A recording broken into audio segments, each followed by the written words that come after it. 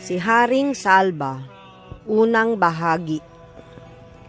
Si Salba ay kaibigan ni Sisupala, at bagamat hindi siya dumalo sa seremonya ng Rajasuya, narinig niya ang tungkol sa pagkamatay ni Sisupala.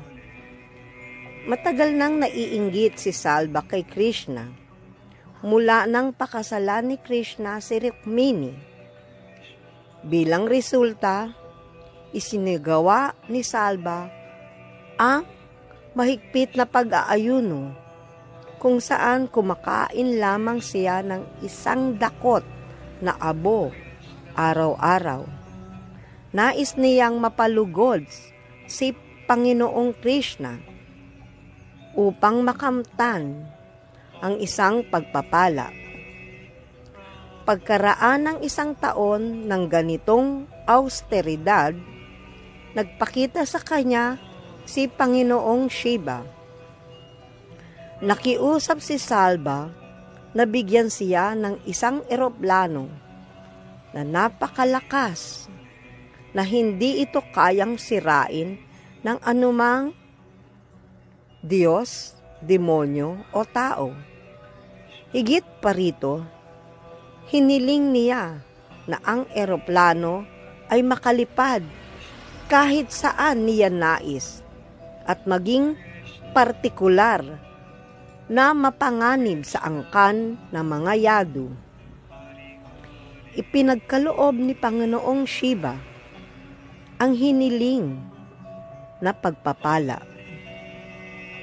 Kinuha ni Salba ang tulong ni Maya upang makagawa ng eroplanong bakal na napakalakas at matibay na walang makakapagpabagsak nito.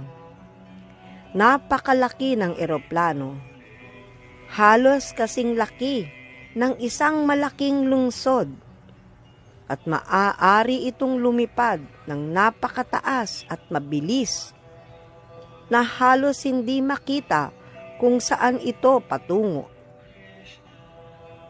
Kahit madilim ang paligid, kayang paliparin ito ng piloto saan man niya nais. Matapos makuha ang napakagandang eroplano, pinalipad ito ni Salba patungong lungsod ng Dwarka.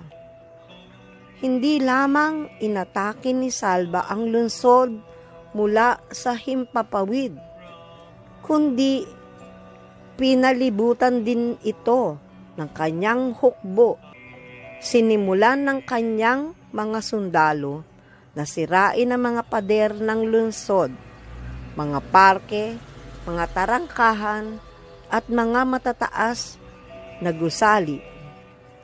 Kasabay nito, naghulog ang eroplano ng malalaking tipak ng bato, mga puno, kidlat, makamandag na ahas, at iba pang mapanganib na bagay. Lumikha rin si Salba ng isang malakas na buhawi sa loob ng lungsod at nagdilim ang buong Dwarka dahil sa alikabok. Wala sina Krishna at Balaram sa lungsod noong panahong iyon dahil sila ay nasa lungsod ng Indraprastha kasama ang mga Pandava. Kaya't ang dakilang pinuno ng Dwarka tulad ni Pradyuma ang naglaban sa mga sundalo at eroplano ni Salba. Inayos ni Pradyuma ang kanyang mga sundalo at siya mismo ang sumakay sa karwahe. Alinsunod sa kanyang utos, maraming mandirigma ang lumabas mula sa lungsod upang labanan si Salba. Lahat ay may dalang mga sandata at tinulungan ng libu-libong mga mandirigma na sakay ng karwahe, mga elepante, mga kabayo, at mga sundalong naglalakad.